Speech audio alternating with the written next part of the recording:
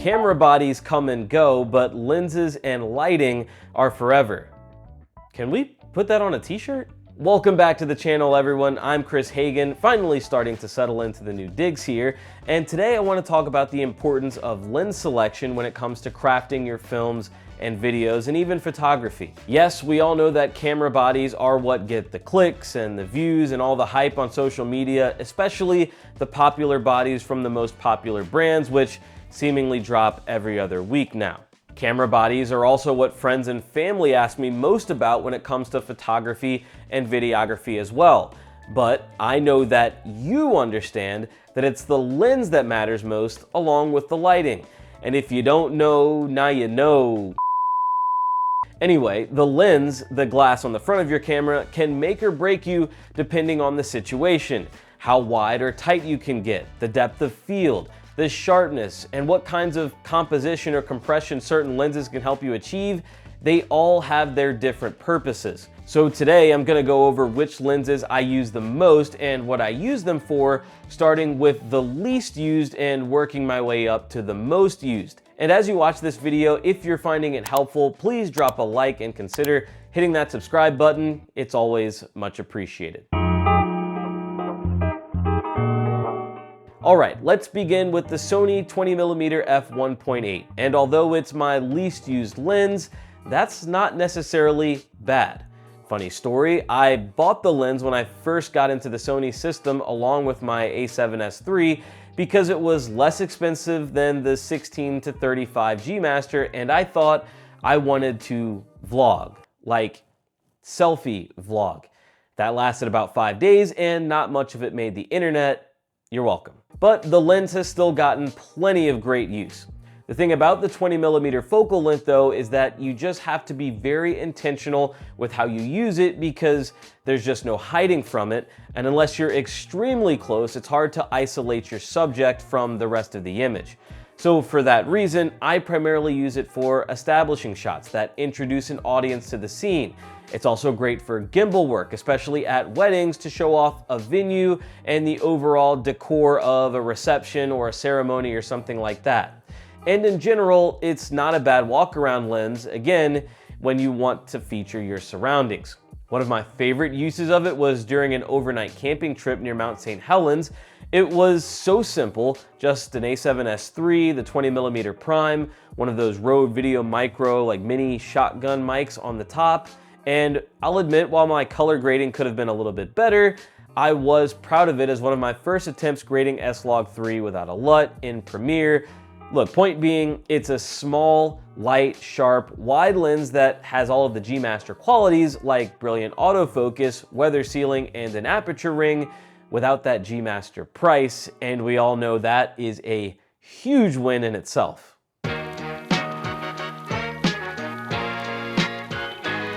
The next lens is on the opposite end of the spectrum. It's the Sigma 85mm DGDN f1.4. And until Sony updates their 85 G Master, this Sigma is the clear champion. For me, the best part about an 85mm prime, no matter which brand you're using, is its ability to completely isolate your subject. I like to call it my first dance lens. When the bride and groom take the floor for that special moment, despite all of the people around them, the 85mm sticks to the two that matter. And even better, it's still light enough to run comfortably on a gimbal. At one of the most recent weddings I filmed, it was perfect on my FX3 and Ronin SC2. And I think Sony's 85mm f1.8 is even lighter, though you do miss out on the aperture ring that the Sigma has.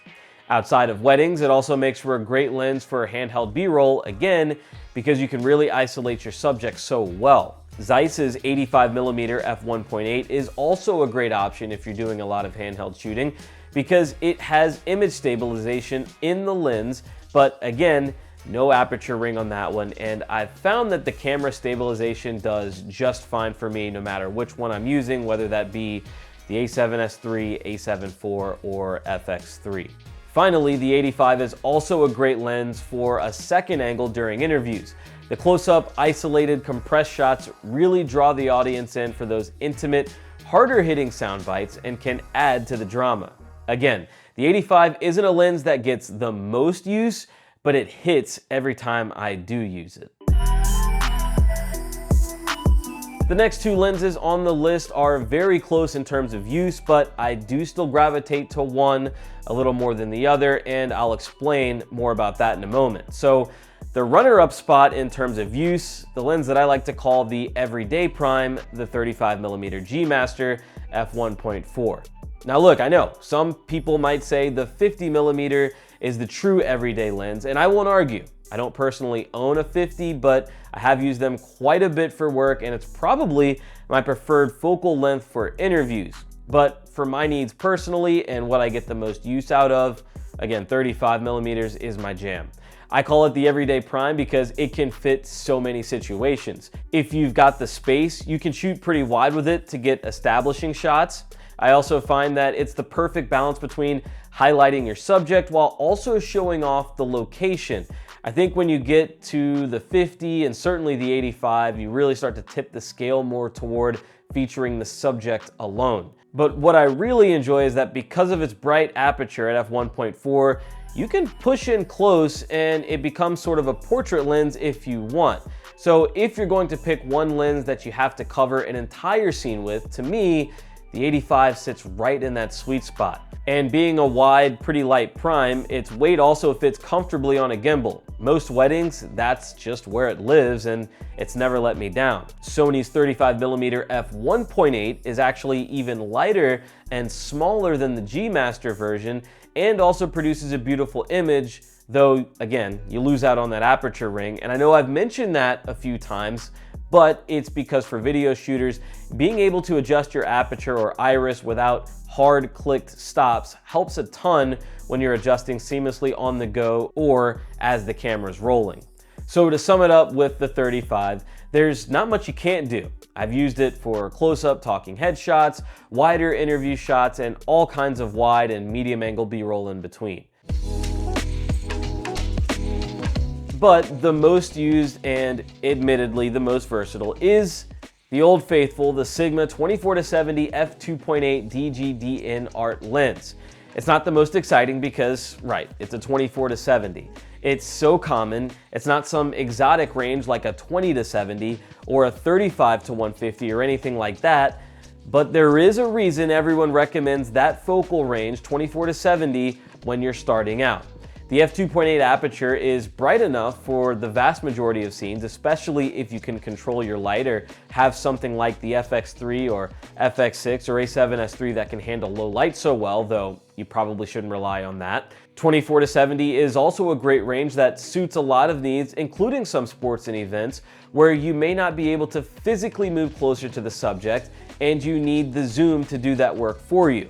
I'd also, of course, recommend a 70-200. More on that in a second. And when shooting video, especially in faster paced settings where you just have to get the shot and keep it moving, being able to quickly zoom in and out and change your shot composition is absolutely priceless. It can give you the wide establishing shot, it can give you the close-up intimate frame, and it checks just about all of the boxes in between as well.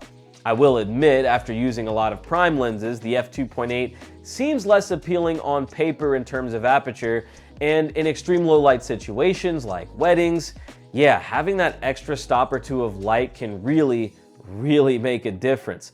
But in well-lit situations and day-to-day use, the more you film, the more you realize you probably don't need to shoot wide open at f2.8 all the time. Especially shooting products and food or lots of quick movement, it helps to keep more of your image in focus when you stop down a bit. When it comes to the Sigma 24-70 in particular, the only drawback to me is not having that aperture ring, though that's not a huge knock on Sigma, because when the lens came out a few years ago, the main competition was the Sony G Master Mark I, and that didn't have an aperture ring either. So if Sigma were to come out with a version 2 of that lens, that would be a welcomed addition, and yeah, it would probably get me to drop another grand or so on that new version. And worth noting about this Sigma lens, while it is certainly sharp, like just about all modern photo lenses, it's not G Master sharp, and I like that. On occasion, there have been some talking headshots or interviews where the sharpness from something like the 35 GM was just too much. For B-roll, depending on the subject, it's a little less noticeable, but just another thing to think about if you don't want a more clinical looking film where everything's super sharp and you can see all the imperfections in the subject's skin and things like that. And if that is the case, maybe look into some diffusion filters or something like that if you do want to go even softer than what something like the Sigma or their art lenses offer, and that's really another video entirely. Now, before I wrap up, I've got one pro tip and a couple of honorable mentions when it comes to lenses. First, the pro tip. Think about the size of your lenses in terms of filters as well. My largest lens, the Sigma 24-70, has an 82mm thread size. So most of my variable ND filters and diffusion filters are 82mm. So for the smaller lenses, it's easier and more cost effective to just buy some cheaper step-up rings. But those things, yeah, they can be a pain. Conveniently, Polar Pro makes a 67 to 82mm step-up ring, which is great because you're not having to keep up with a whole stack of rings, it's just one. So my 20 and 35mm primes have 67mm thread sizes, and that's pretty clutch. The Sigma 85 is the outlier with a 77mm thread size, but fortunately that means just one step-up ring from 77 to 82. I know that's a mouthful, but all that to say, whatever lenses you're looking at buying, make life easier on yourself and think about how you're going to use filters and step-up rings with that lens and other lenses you have your eye on in the future.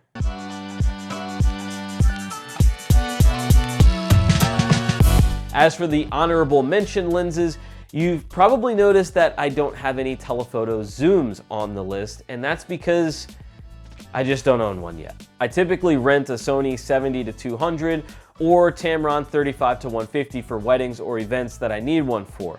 But I'll be the first to say that I'm probably overdue on pulling the trigger, and it's really because I'm just having a tough time making a decision, especially when it comes to spending all that money.